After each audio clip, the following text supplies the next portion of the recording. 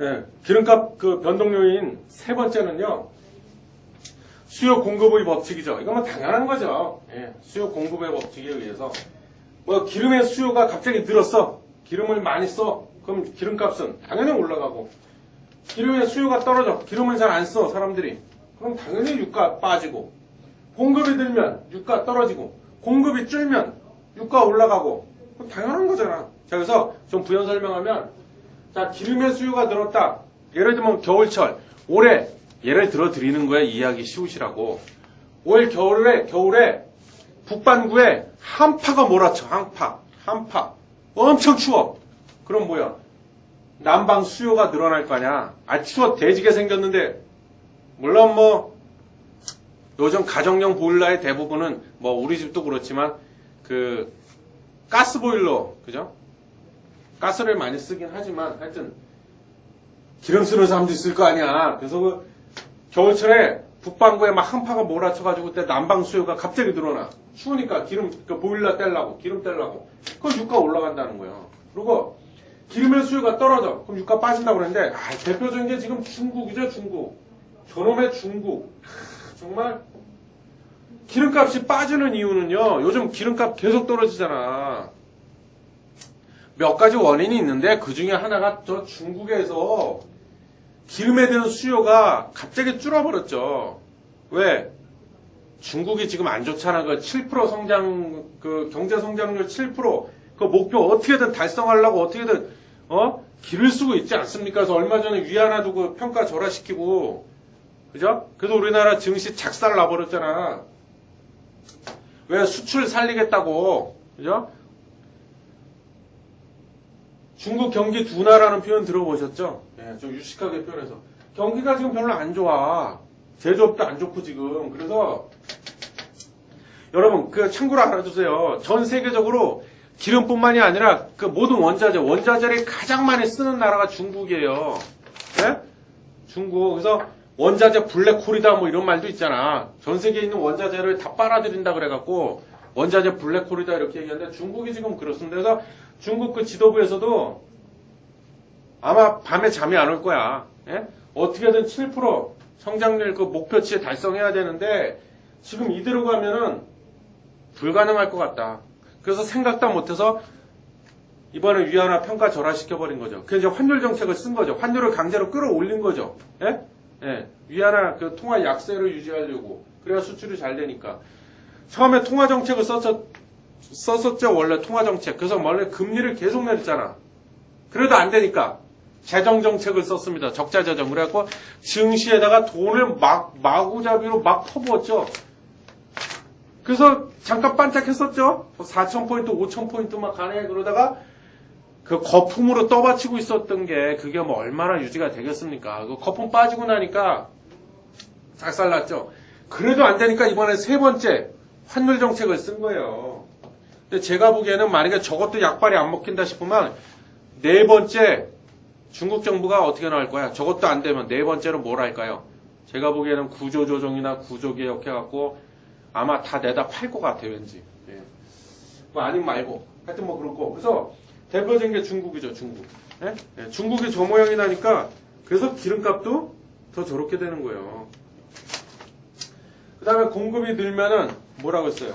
기름값이 빠지고 있다. 지금 공급도 늘고 있죠? 예? 지금 기름값이 뭐 지금 그러죠. 가끔 언론에서 보면 뭐 배럴당 잘못하다 10달러까지도 가겠다 뭐 이런 얘기 뭐 떠드는 사람들이 있는데 왜 그렇게 비관론이 지금 득세를 하고 있을 수밖에 없냐면 한마디로 이거예요. 지금 뭐 수요 공급의 법칙 얘기하고 있으니까 지금 기름값이 왜 저렇게 하염없이 빠지고 개 곤두박질을 치냐? 딱 이거에 그냥 정리하면 공급은 엄청나게 늘어나고 있어 지금. 아까 신문기사 보여드렸죠? 예? 여기 그죠? 미친 듯이 늘어 공급량이. 근데 수요는 미친 듯이 줄어. 그래서 빠지는 거야. 예? 한마디로 아셨죠? 응? 자, 그래서 그 과거 사례를 보면 예를 들면 그 1973년도에요. 1973년도에 오페크 아시죠? 석유 수출국 기구. 중동에 그 낙타 타고 다니시는 분들께서 이렇게 모여가지고, 그죠? 우리 협회 하나 만들어보자. 이렇게 갖고 만든 건데, 1차 오일 쇼크, 즉 석유 파동이 있었어요. 1973년도에. 오펙에서 원유 가격을 대폭 올려버리고 생산량을 급격히 갑자기 줄여버렸어. 공급을 확 줄여버렸어. 당연히 가격 뛰죠. 그리고 2차 오일 쇼크가 또 있었어요. 몇 년? 1978년도에. 이때는 원유 가격을 배럴당 12.7달러 하던 거를 조금씩 점진적으로 해갖고 14.5%까지 올려버렸습니다. 그때는 어떻게 됐어? 가격을 올려버린 거죠. 그래서 석유 수출국 기구 오페크. 그럼 얘네가 왜 1차 오일 쇼크 왜 이렇게 공급량 줄이고 가격 올려버렸냐? 그것도 짧게만 얘기할 게 뭐 중요한 건 아니니까 그냥 상식으로 알아두시라고. 그 이스라엘이 있죠, 이스라엘. 이스라엘이 원래 그게 지금 있는 데가 그 가끔 나오죠. 뭐 가자지구다, 가자지구. 그 다음에 요르단강 서쪽, 그쪽이 원래 그게 팔레스타인 사람들이 살던 그 땅이었어. 팔레스타인 땅이었는데 이스라엘이 어떻게 보면 강제로 다 몰아내버리고 자기네가 거기다 국가를 만들어버린 거야. 그러니까 이제 중동에서 그 국가들이 열받잖아. 같은 편인데 그래갖고 이스라엘을 압박하려고 니네 한번 좀 한번 당해봐라 이 새끼들아. 그래갖고 저렇게 해버린 거야. 1차 오일 쇼크를 일으킨 거고. 근데 미국에서 그때 아주 된통 당했죠. 시겁했어. 왜? 원유 가격이 저렇게 뛰어버리니까 그죠? 수입 물가가 또 올라버리죠. 저때 그 미국의 제조업들이 거의 다 죽어버렸어요. 예? 물가가 너무 올라갔고 무슨 물가? 원가가 올라가잖아. 원가. 제조업 그 회사에서 기름을 이렇게 사다가 수입해다가 이렇게 해야 돼. 그걸로 이제 사용해서 뭐 물건을 만들어서 팔아먹어야 되는데 원가가 너무 올라버리니까 그죠? 채산성이 급격히 악화가 되면서 그때 제조업이 많이 죽었죠, 미국이. 그래서 미국 정부에서 그걸 뼈저리게 안 거예요. 그래서 에너지 안보 이런 얘기 나오죠. 그래서 미국에서 그 세일가스, 그죠? 세일 오일 혁명을 일으키다시피 한 건데, 그 얘기 좀 이따 합시다. 자. 그래서 그 수요 공급의 법칙에 의해서 이렇게 기름값이 올라가고 내려갈 수 있다. 네, 그 다음에 그 유가 변동 요인, 네 번째는요, 중동 리스크입니다. 중동 리스크. 중동.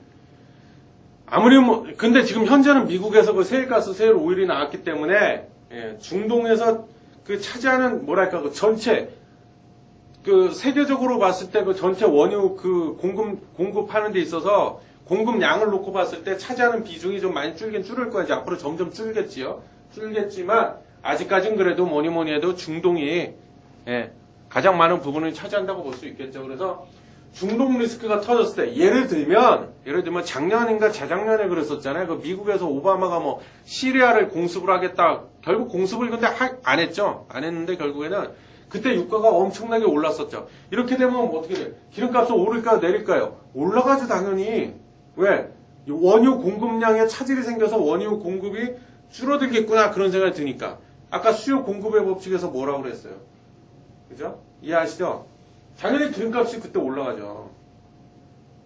또는 IS, 그죠? 이슬람 국가 무장단체 IS가 뭐 이라크의 어디 뭐 유전을 자기네가 그거를 점령을 했다. 이래버리면 또 기름값이 올라가겠죠. 그죠? 뭐 중동에서 이렇게 전쟁 났다. 그래도 올라가고. 그건 다 왜 그래? 공급에 차질이 생기겠구나. 차질이라면 뭐예요?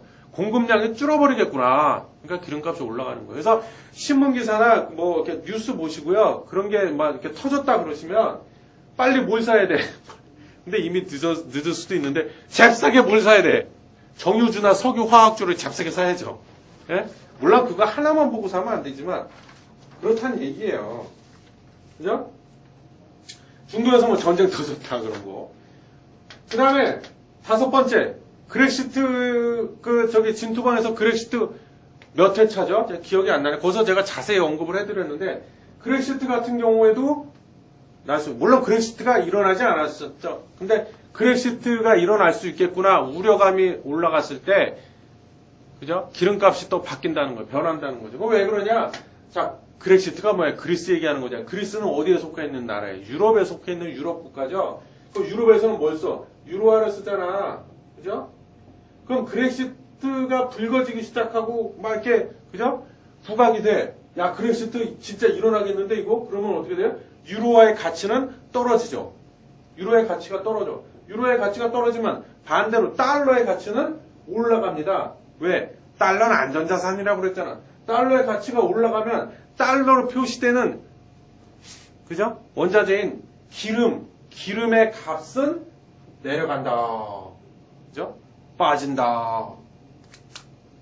반대로 움직인다고 그랬어요. 달러하고. 그래서 일단 유가의 변동 요인 그래서 대략 한 요 정도로만 간단하게 말씀드릴게요. 뭐 더 얘기하면 밤새야 돼. 근데 요 정도만 아셔도요. 굉장히 많이 아시는 거예요. 네? 누가 이런 걸 알려줘? 누가? 신털남이나 알려주지. 그죠? 투자의 맥을 짚어주는 우리 투자의 맥을 짚으셔야죠. 맥을. 그죠? 엉뚱한데 자꾸 긁고 있으면 뭐해, 맥을. 그래서 기름값을 항상 예의주시하셔야 된다. 그러면 기름값이 앞으로 어떻게 되겠구나 조만간에 그거를 예상하시려면 어떻게 해야 돼요? 달러 시세도 봐야 돼요. 즉 환율이 어떻게 되나 봐야죠. 중동 리스크도 체크해 봐야 돼요. 그죠? 그리고 중국 제일 중요한 게 중국에서 발표되는 PMI 이런 거 제조업지수 이런 거 보셔야 되고 뭐 미국도 중요하지만 아무래도 원자재에 속하죠. 원유는. 그래서 중국이 중요하다고 해서 항상 중국에 촉각을 곤두세우고 있으라는 거예요. 난 중국이 싫어! 그럼 투자하지 마. 아셨죠? 응? 그래서 이런 거를 계속 체크하시라는 거예요. 계속. 달러 시세 이런 거. 아셨죠? 특히 그 유가, 다시 한번 강조하는데 기름값은요, 그 제조업과 아주 관련성이 깊습니다. 제조업과 아주 연관이 많기 때문에 제조업 관련 지표를 한 달에 한 번씩 발표되는 그 지표를 아주 꼼꼼하게 보셔야 돼요.